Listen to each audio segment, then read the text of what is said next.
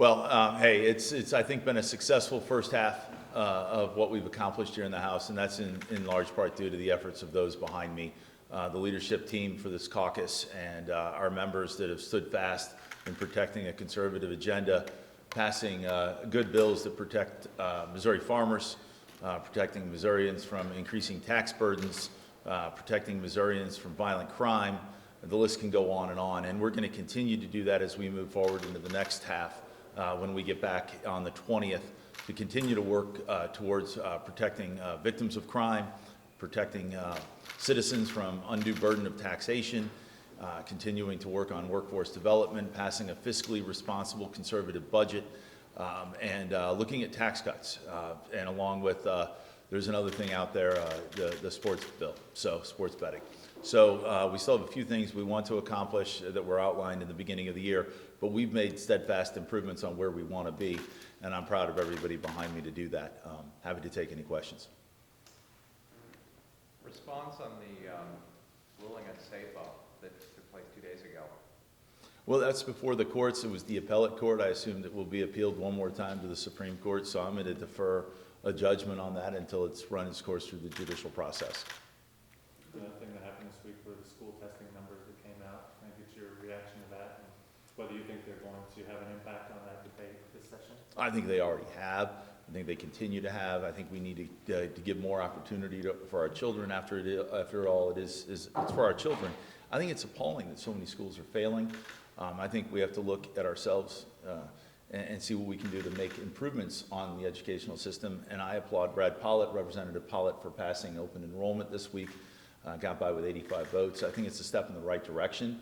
I think parents should have choices. I think children should have choices, and children should be challenged. Teachers should be rewarded and given the resources that they need to teach. So I think we've made progress this week on that. Obviously very disheartened with those numbers. There's some from members, like I know that this week we're debating open enrollment. Were there folks that this impacted how they were thinking about that bill? Or? You know, I mean, maybe this is my perspective, well, certainly my perspective. I don't think our members look at necessarily one particular issue to sway their vote. I think they look at the whole broader picture. I think our caucus is wholeheartedly behind education and giving our kids opportunity and the teachers the resources that they need. And we found that the open enrollment bill was one step in the right direction that will be continued on for years to come. Some concerns from members, especially in some rural districts, that it could lead to consolidation or siphoning resources away. I want to hear your thoughts on that. Paranoia and drama perpetually are everywhere in this building at any one time. Those that are against the bill often use the paranoia and drama to say the bill is bad. I think if you heard the testimony on the bill, it will not happen. The money stays in Missouri's public school systems. It's capped at 3%. I would let Brad Pollitt testify further or offer his thoughts on on that question, if you don't mind. Representative Pollitt. Thank you. The bill does not have the word consolidation in it. What this bill does is it gives the ability for the taxpayers in those districts who have children in the school to decide what they want the future of their school to look like. It's got a 3% cap. I truly believe in our rural schools. I know that when you looked at those numbers that came out, that half of those schools that were in the top 15 were small rural districts. And I think that's the type of education we have in small rural Missouri. And I think that you're going to see more parents looking at smaller districts, wanting to get into those districts, than you're going to see folks wanting to leave those districts. But again, it does put the money, the local taxpayers who pay the money, who send their kids to the school, it gives them the choice on whether they want to stay in that school or whether they want to try a different opportunity. But again, it's capped at 3%. The bill has a lot of stopgaps in it, and so there's a lot of opportunity to use it or not use it. That bill had a closer vote than normal to get it across the finish line yesterday. What are your thoughts on as it goes over to the other chamber, the likelihood of it going through? Well, we've passed open enrollment 3 years in a row out of the House. The first year it had 82. Last year it had 85. This year, a whole turnover of new freshmen and seniors that termed out. So it was a lot of communication. On the other side, we believe, at least I believe, that we had some members that termed out over there and some new members come in that support open enrollment. I believe that it has a path. Now, we all know when a bill gets to the Senate, what happens when it gets there. They may have some things they might want to put on it, some things they might want to look at, and I'm willing to listen, willing to talk. And again, I believe this is a pro-public education bill because it keeps the tax dollars, it keeps the students in the public school system that are being taught by public school teachers that pay into the public school retirement system that puts $786 million into our economy each and every year. And I believe it is a pro-public school bill.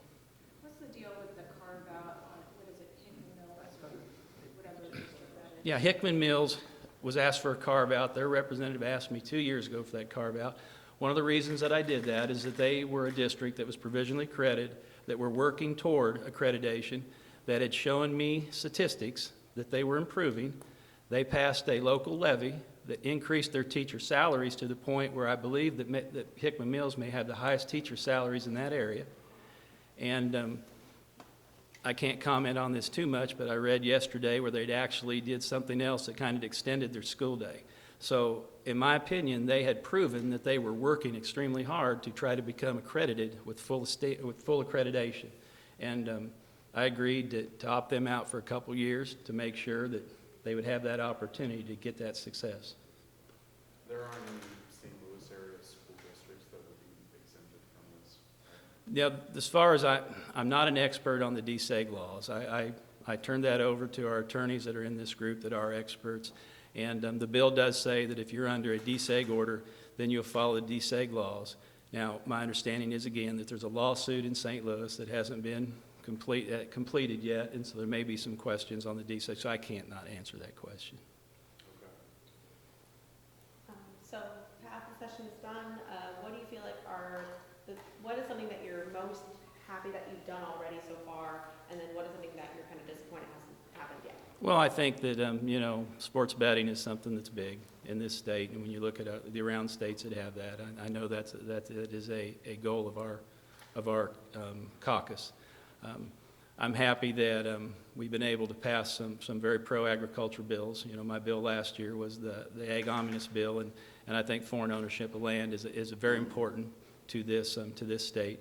Those are some of the areas that I think that we're headed in the right direction on. We still, and I know the speaker talked about this, we still need to look at teacher salaries. We know that that's important.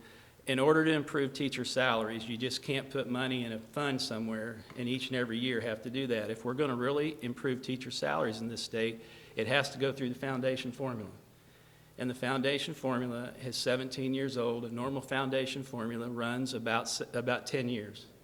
And so I don't believe that the formula needs replaced, but I definitely believe that it needs to be updated. That is not an easy task. It's a very complicated situation that hopefully that we can work on over time in the next year or two and look at that formula and see if we can update that formula. Your Plocher, do you have comments on the same question? We're going to continue to work towards providing our teachers with greater opportunities to teach the kids greater choices. So we're going to consider all options essentially. I don't know where that goes though, whether it goes or isn't said it either. Yeah, I'll support a question on what are you happiest that you've gotten done so far? What Oh, are you disappointed? clearly, House Bill 301, I don't know if Lane Roberts is here, Representative Roberts. The effort that these representatives have put into their bills through the committee process has been built upon by the whole body. And I'm really proud of House Bill 301. I'm proud of the fact that we're looking and doing everything we can to improve the crime and safety in St. Louis. I'm very happy with open enrollment. I have to look at the list. Personal property taxes. That's another thing that government got involved in with the supply chain problems of COVID and then flooding the market with money drove Missouri's personal property taxes up. I think that was uncalled for.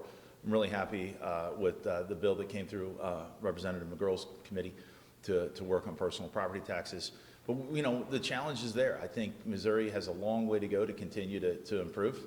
We're a great state, and we're going to continue to make life better for Missourians. We're going to continue to look at income tax reductions, Social Security tax reductions, corporate tax reductions, the sports book bill. What else did we address this? Foreign ownership of land. Again, I think we're keeping bad actors out of Missouri while allowing good investors to invest in Missouri and support Missouri's economy, keeping Missourians employed, continuing to work towards improving lives of Missourians. What about transgender kids in sports, the medical bill, stuff like that? Are those a priority still, and when will those come to the floor? Well, you know, we're always willing to work with the other side of the building. I was certainly disappointed that there wasn't some resolution yesterday. I haven't spoken to anyone concerning that bill and how it evolved yesterday. I'm hopeful that the Senate can get it out. We'll certainly take it up. It is a priority. We're going to protect women's sports. We're going to protect surgical intervention for minors. Certainly, there's some appalling things that have been alleged we'll take up and consider. If the Senate can't get it done, we will get it done. We just haven't turned the burner on yet, and I don't think there's need to yet until the Senate demonstrates its inability to do something or its ability to do something, which is coming close. So we'll probably do something quickly if one decision is made one way or the other with what the Senate does when they get back. Just to clarify, so you're waiting for the Senate to send something over before moving these House bills to the floor? Well, ideally, we were hoping they would kick that out so we could send it through the committee process the beginning on the 20th. But if they're not able to kick something out, well, I guarantee we can, and we will protect women's sports.